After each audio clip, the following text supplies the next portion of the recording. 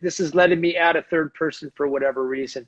But could you just take a second to talk about your co-author here? I know he's a stud from Oregon, and I saw the pictures of him on the internet. He looks like he looks like he's a Mr. Universe, but he achieved that eating plant-based. Yeah, he's Robert Teague. He's been a vegan now for 25 years. Started when he was 15. He was a 120-pound kid who really wanted to. He was motivated by things like WWE. Well, I don't think it was WWE wrestling, but the professional wrestling back then. He wanted to get big and strong, and he also wanted to be vegan. His sister motivated him to go vegan for ethical reasons. He grew up on a farm. He was selling animals, and got this ethical urge just like I did. And it turned out it worked well. He made it work. Over the course of 25 years. He's put on 100 pounds. And I think when people hear that, they're like, oh my gosh, he put on 100 pounds on a vegan diet. I better not do that. But it's with muscle. He did it as a bodybuilder, 2-time champion vegan bodybuilder. And people know him as like the godfather of vegan bodybuilding. He's really done so much for this movement simply by being an example. And that's what he is. The pictures show that like they just kind of are not what you expect when you hear vegan bodybuilder or you think about protein and all these things. But you see Robert and you kind of know it's possible. So that's what he's done. He's one of the hardest working guys in this business for sure. Everyone knows him. He's been on the road selling books out of his trunk for years and years and years. And it's so cool for me to see. I mean, this book we just found out it hit the New York Times bestseller list, which is just like, I don't know. I'm happy for myself, but I'm happy for Robert because he's worked so hard at this. So it's really cool. And Robert, you look at his picture, he looks like a guy who could kill you, but he's one of the nicest human beings on earth. Yes, he absolutely is. Nice, selfless, and and like I said, he got to do this for the animals. So and that's still like at the core of his thing. And we don't talk about that too much because like I think in some way and we didn't put anything about animals or even the environment in our book. We mentioned it quickly, but we didn't get into that stuff because I think to me that people think then it has an agenda and that we're trying to do that, and that's really not what we are about. We're here to share stuff that is really grounded in science, and there are lots and lots of scientific citations in this book. The foreword is by Dr. Michael Greger, who I'm sure you know, very evidence-based doctor. And so this is not I don't know. For me, this was like a grown-up version of what the plant-based fitness movement has been for the past 15, 20 years, where it's all these different anecdotal things, a lot of individuals sharing their stories, but we wanted to give it a little bit firmer scientific footing and base it on a whole lot of stories, and I'm really happy with how it's come. So for those of you listening, I want you to encourage to send in questions, and we'll be taking your question here over the next 10 minutes. But before we do, I think the big question people have, we tend to associate putting on muscle with eating meat. So let's say I'm middle-aged and I want to put on more muscle eating plant-based. Can you give me sort of general guidelines on how I can do that? Sure. The very first thing I would do is go online, find the Harris-Benedict calculator. It'll show you what your caloric intake, really what your caloric expenditure is each day, just by virtue of being alive. And then it'll factor in your activity level, and it'll give you a kind of a baseline, a number of how many calories you probably need to put back each day. And then you got to figure out, this is nothing specific to plant-based here. This is just basic nutrition science. You figure out, how do you create a caloric excess, because that's how you need that in order to put on any kind of weight, whether it's muscle or fat. So you figure out what it is, and they say a pound is about 3,500 calories. So if you can say get a 500 calorie excess per day, which would be a lot, but if you could do that, that'd be about a pound a week, is what that would equate to. So you do that. You can do it in a less extreme fashion, which I'm guessing, Dan, that you'd be a fan of, like add a few hundred calories per day and be more patient. That's sort of the way that habits change, more than drastic, immediate, like effortful willpower requiring changes. And then, so you get that caloric surplus. You do not have to eat more protein just because you're trying to put on muscle. Robert would tell you if you were here that he eats 10 to 12% of his calories from protein, which is a relatively low amount, but it's still not below like what the guidelines are. They tell you to eat, for someone his weight, I'm guessing his caloric RDI would be something like 60 or 65 grams of protein per day. So he's in that range. And you don't need like excessive amounts of protein. And in fact, excessive amounts of protein may they may be worse than having more protein, than having less, because it's the complex carbohydrates, and really these whole foods that contain lots of complex carbohydrates and protein, like beans, like whole grains, many vegetables, potatoes.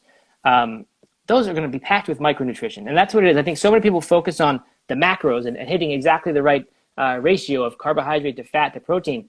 But to me, it's the form that you're getting those macros in. And if you can get it in a form that delivers a whole lot of micronutrition, like the foods I've mentioned do, beans, grains, nuts and seeds, fruits, vegetables. I mean, these things deliver so much more than just that carbohydrate or just that protein. And so to me, it's all about that. But I think if you create that caloric surplus, Robert and I both eat around in the 65 to 70% of our calories from carbohydrate, 10 to 15 from protein, and the rest from fat. That's very blue zones. That's almost the exact composition of people who live the longest. We found around blue zones, hotspots around the world. A very high carbohydrate diet, which I know confuses a lot of people because we tend to think of carbs as the nutrient, the food component that lards on the calories. Right. But it's those complex carbohydrates that really seem to be the foundation of not only longevity, but it seems athletic prowess. Yeah, exactly. And it's important to point out, we're not talking about, processed carbohydrates here. This is not candy bars and sugar and pastries, right? This is not jelly beans, it's black beans. Right, exactly. And it's not white refined flour, it's whole grains. I'm a big fan of sourdough, as many of the Blue Zones recipes are. And yeah, like starchy sweet potatoes, white potatoes, the beans. I mean, it's all this stuff. It's not simple carbohydrates. So I mean, it's a shame that the rhetoric is so anti-carbohydrate and even anti-sugar when it's fruit form. So two great questions just came in. I'll let you pick which one. A 65-year-old woman came in and asked, "How do I get started?" She eats a little bit of meat and fish, and then somebody came out and said, "What are the objections to eating a whole food plant-based diet? And are any of them founded?" Great questions. So how to get started? I guess in the Blue Zones way, you would change your environment. You'd find a way to make it automatic, to get yourself in a situation where people around you also eat this way, and that's the way to sort of most guarantee a change. Short of that, I'd say the next best thing you can do is create the situation yourself, but very small steps. I am not a fan of the overnight flip a switch. Suddenly, I'm 100% vegan. To me, it just doesn't work. The science of habit change shows that is not the most effective way. Every now and then you'll find someone who goes plant-based overnight and makes it last. Very often that person is ethically motivated. Robert is a great example. He went overnight and has made it last forever. For me, it took me actually 4 years to go from omnivorous to 100% plant-based. And I never planned to go any further. I was just kind of going to the next step. And I stopped eating cows and pigs. And I did that for like 6 months. And then after that, I stopped eating chicken and turkey and moved to just fish. And so it was a very gradual thing. And I just kept going because it kept feeling better. So my advice always is start with breakfast if you want. Replace your morning, whatever, Egg McMuffin or donut or sausage or whatever, replace it with a smoothie or oatmeal, and just see how that goes and go with that for weeks or a month or whatever, and let it become comfortable and let it the benefits, there'll be small benefits. They won't be that visible, but in your head, you will be changing your habits and you'll be rewiring your brain, and kind of convincing yourself that yes, I can actually make changes and keep promises to myself. And I think you'll gain some momentum, and then go to lunch if you want, and gradually move it throughout your day. So that's the way I think it's good to get started. And you don't need to think you don't even need to think the goal is get to 100% plant-based. As you know, the Blue Zones, most of them are not 100% plant-based, and I don't argue that you have to be 100% plant-based to get the vast majority of the benefits. So if having that goal in your head doesn't empower you or doesn't make you more motivated, then don't have that goal. Just have a goal to go to the next step. And then if that's great, like it was for me, then you decide to go further. But I think eating more plants is really what almost all diets can universally agree is, we can all benefit if we just eat more plants than we do. So that's how I would start. Okay, we've had a couple questions about how to eat vegetables. Is it best to eat them raw, cooked, or roasted? So I'll answer this one, and I do want to jump back to the objections question because that was a great one, and I haven't done that before. But so I'm a big fan. Raw vegetables certainly have their place, and to me they are something that's worth thinking about. Just because by default they don't show up in our diet, you kind of have to think about them to get them. So, cooked vegetables are. If you're eating lots of vegetables, you're probably eating a lot of cooked vegetables already. They're good because they cook down, so you can get a whole lot of micronutrients in a very small amount. like think of one of those large containers of spinach leaves or a bunch of spinach. When you put that in a pan with some water or some olive oil, it'll go down to something the size of your fist, even though it started out the size of a huge bowl that you would never eat in a single sitting. So you can actually get a whole lot of nutrition when you cook stuff down. Makes things more palatable typically. So I'm all for cooking of vegetables. I think food should taste good and be pleasurable to eat. Otherwise, it's just not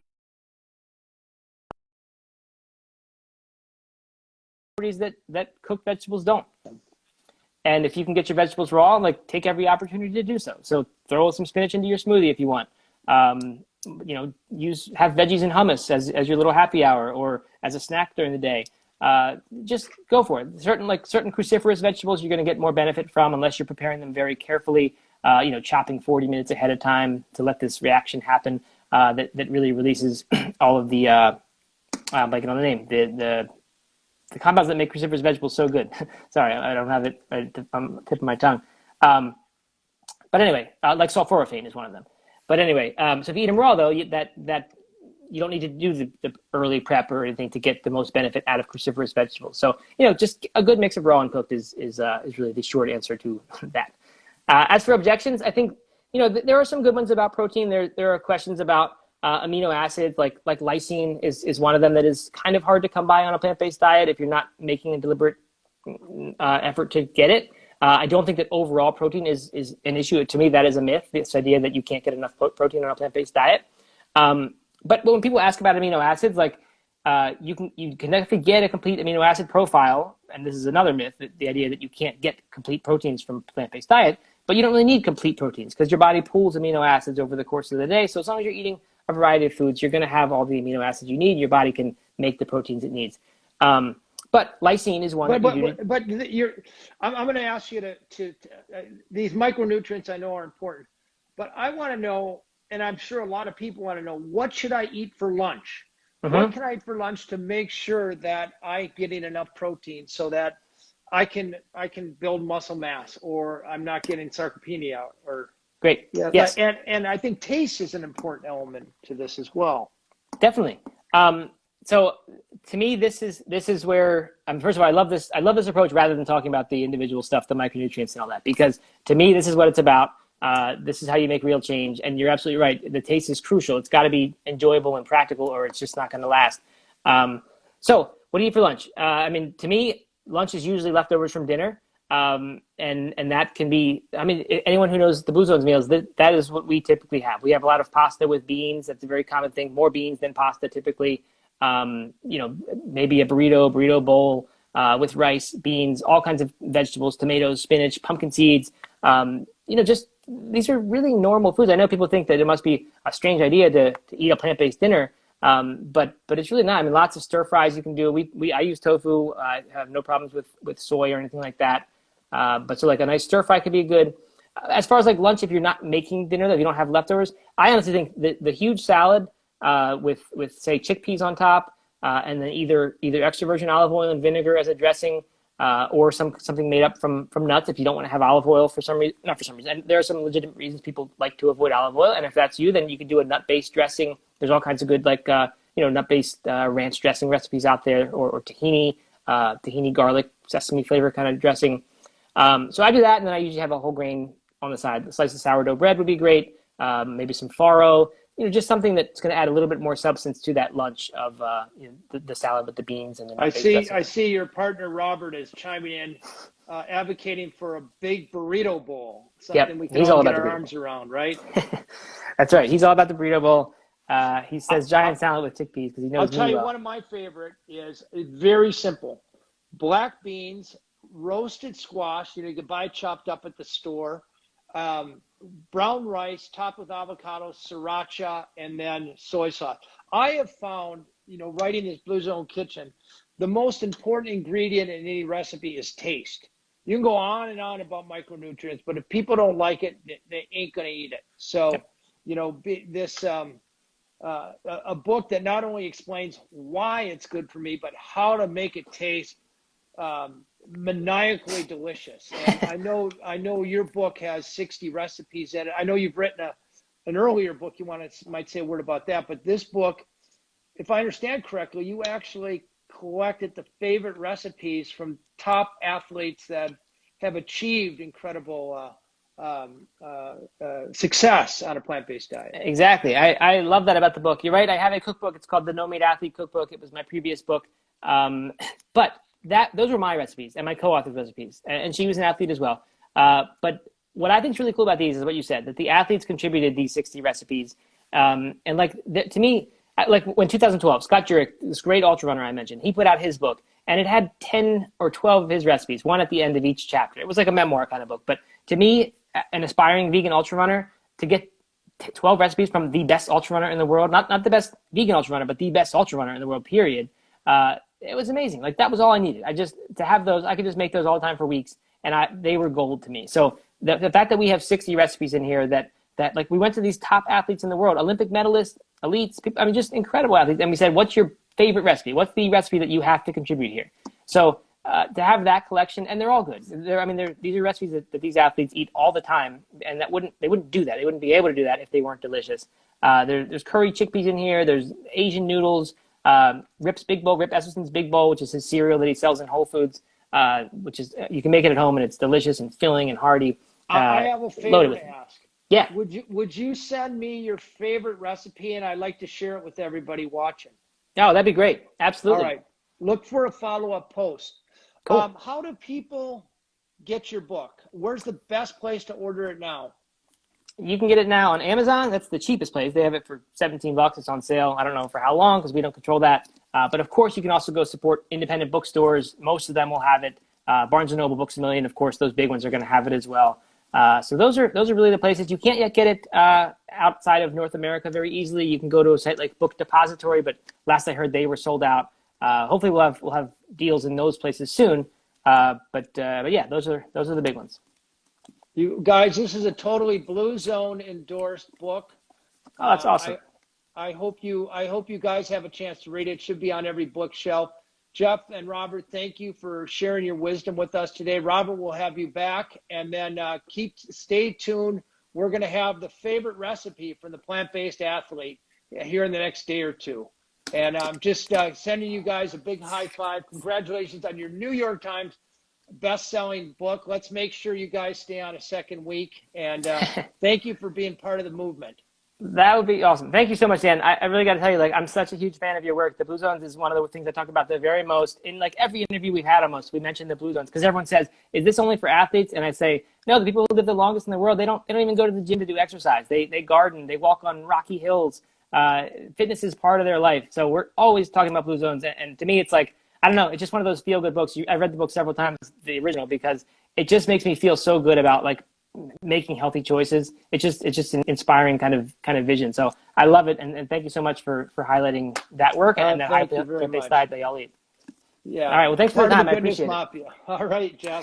Thank you all Thanks for a lot. joining. Appreciate it. We'll see you later. The Plant-Based Athlete, New York Times bestseller. Get it on Amazon or wherever you buy your books. And we'll see you next time. Thank you, Dan. Ciao, ciao.